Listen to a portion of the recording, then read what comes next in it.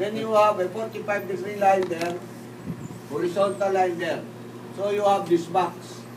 Every time we draw something, we complete the box first. This is what I am saying. You have this box drawn. It will be easier for you.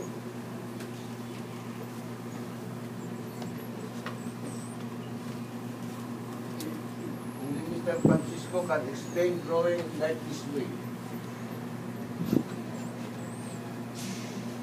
Wala na. Now, label it top view. Label it front view.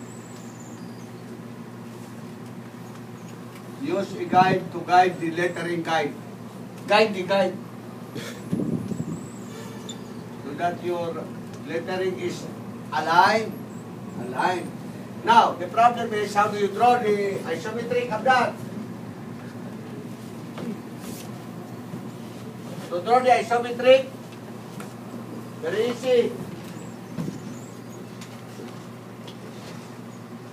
Pay attention. So that you will not be waylaid. At mapadali ang inyong mga gawain. My stomach is cringing because of what you did this morning. Parang hinimatay ako sa nangyari. Really, I don't want to be affected by your actuations. I will not let you influence my mood. I want to be happy. Never mind if you disappoint me. I am happy. Draw. To draw the isometric.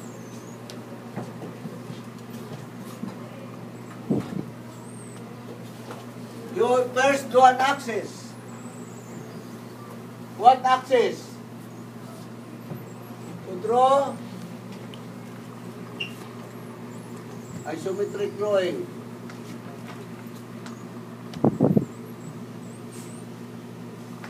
Number 1, draw the axis. Axis.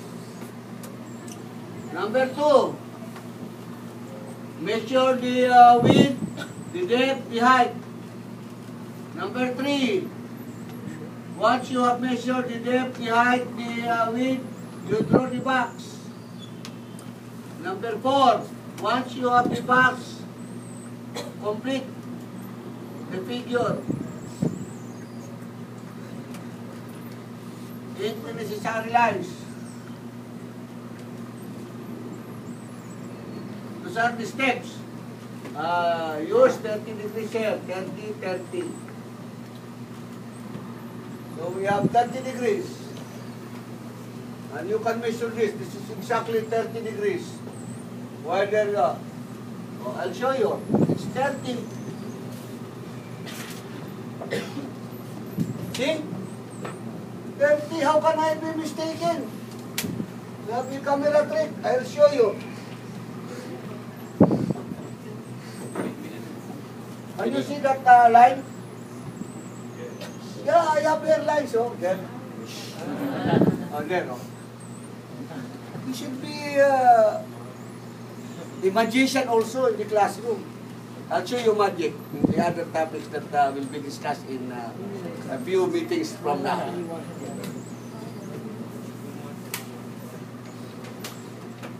And you know why I love this compass?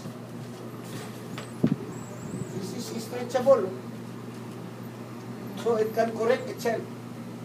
So if I say, measure this, equal there, there.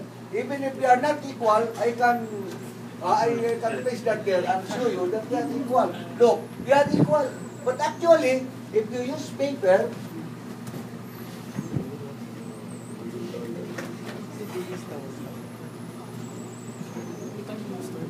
if you use this, there, it is not the same. Oh, that's a big difference.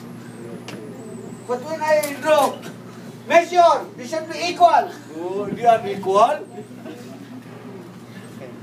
You cannot be perfect here because you are going to do it fast. So measure the width. Measure the depth, which is the same as that. Measure the height. Well, they are the same. Then, draw the box. 30 degrees. That's the 30 degrees there. See? That's the 30 degrees there.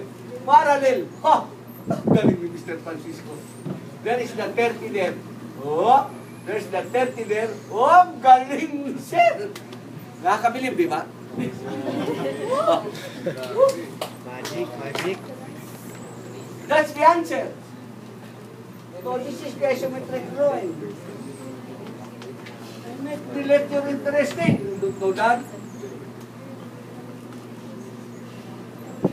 We teachers should be a little bit like magicians so that we can inspire you. Now, I will introduce to you a new line. Hidden line. This is a corner that you cannot see. We call it hidden line.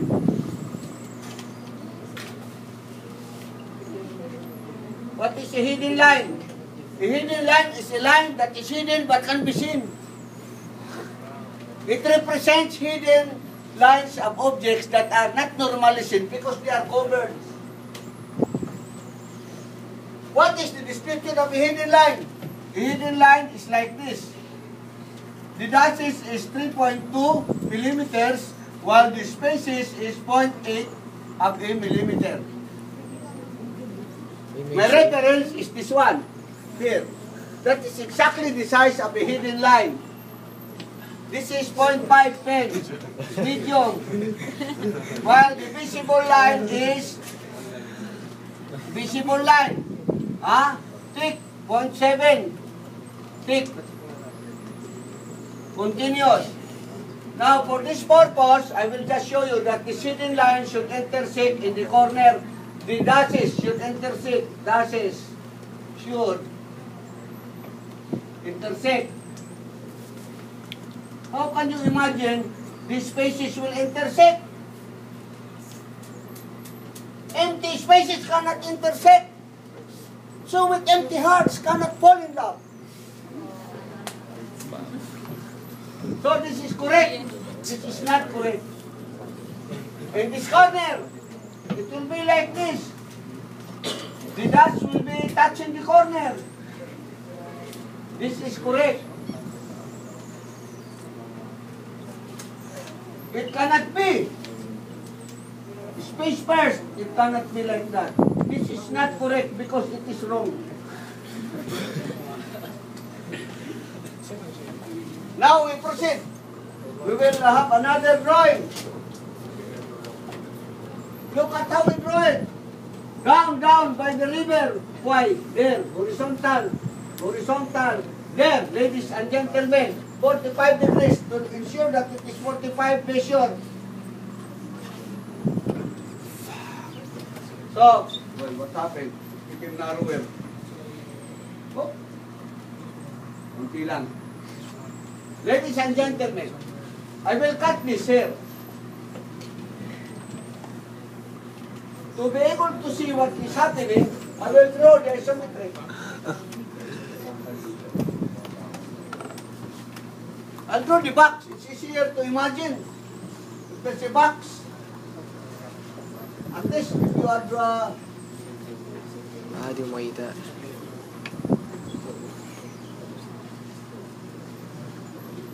it was cut.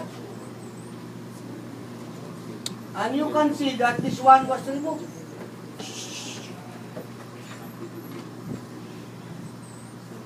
Check! Galing ng kamay ko. Ha? Galing ng lagari ko. Hindi nyo nga naramdaman na nilagari ko.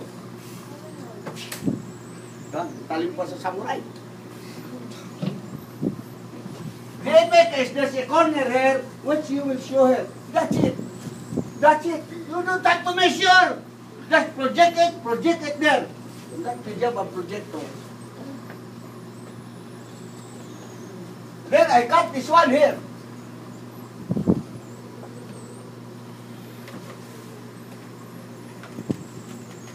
I cut that there. Therefore, this is a gunner.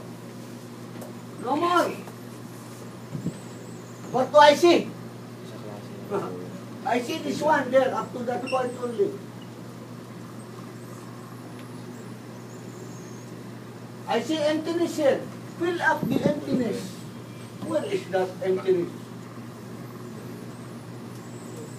There's the corner. What is the height? Never mind. Project it. It will just show the height. See? Now, where is this line? If I will mark it X, that is X. That is X. X is along this line. Therefore, X will be this one. And you have a corner there. Wala yan eh, wala. Wala yan. Ito na yun.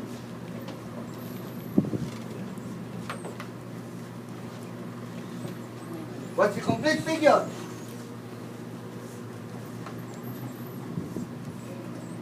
There. Ink only this one, ink only this one. Then you have to have the hidden line.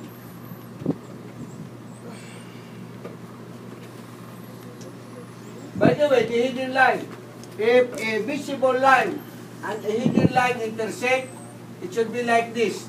The visible line being mas makapal, thicker, should prevail. Siyempre, kung sino makapal ang mukha, lamang. Not like that. This is not correct. This is correct. So in this case, we have an intersection there, so it gives way.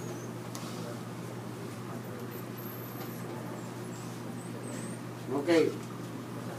This is exactly what you will draw. How about the measurement? Kanya-kanyang measurement. Kanya-kanyang measurement. Kanya-kanyang sukat. Ha? Kanya-kanyang dimension.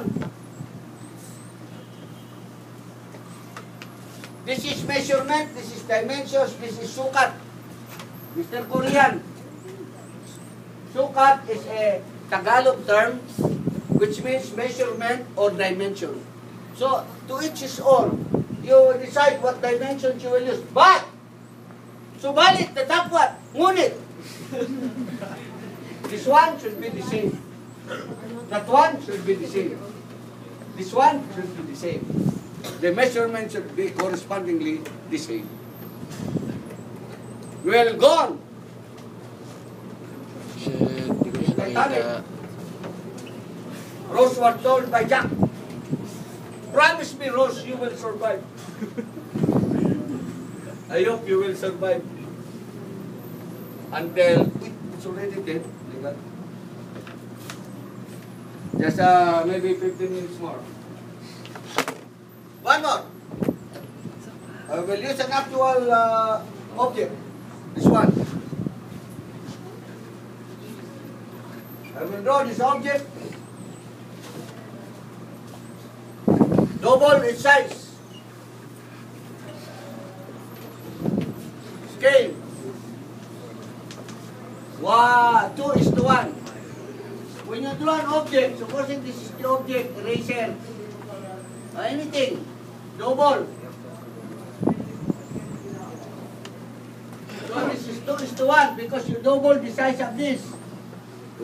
Now if it is about big something, and you draw it as small as this, it can be 1:5.